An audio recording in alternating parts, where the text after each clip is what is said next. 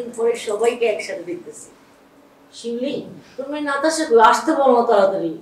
এখনই চলে আসবে। আগে তো মিষ্টি খা বাবা, শরবতটা খাও।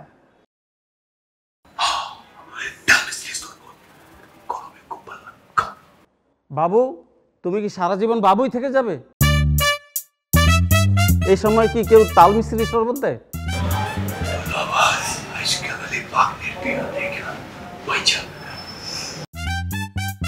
এই শুরু হয়ে গেল শালা দুলাবের ঝগড়া। থাম না একটু। কইরে, কমলা শরবত নিয়ে আসো। আনছি। তাড়াতাড়ি আয়। আস্তে, হ্যাঁ পড়ে যাবি তো। আবার উষ্টা খাইস না। নেন দুলা ভাই শরবত।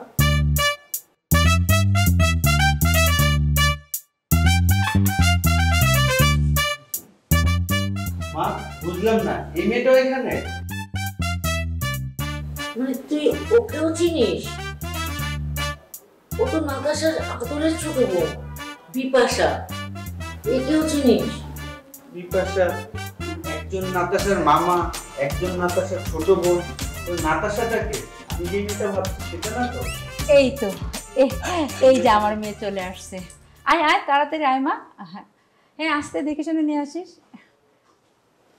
এই যে ও হয়েছে আমার মেয়ে। বস সালাম দে মা। আপনি?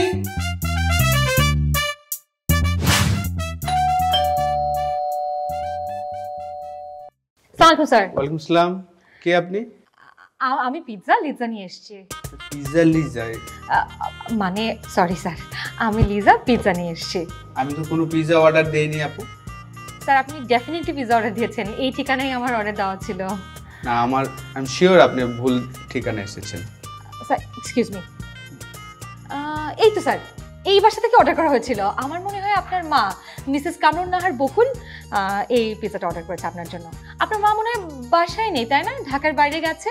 আমরা যদিও এত রাতে অর্ডার নেই না, কিন্তু আপনার মা এতবার রিকোয়েস্ট করেছেন যে আমরা না করতে পারিনি, একদম নিয়ে এসেছি। আপনার মা কিন্তু অনেক কেয়ারিং। নেন স্যার।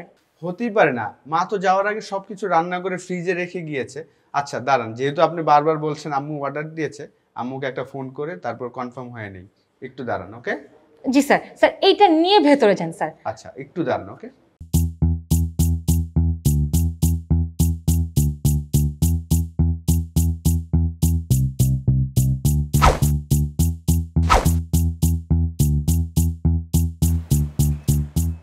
ওষুধ কামে দিয়েছে।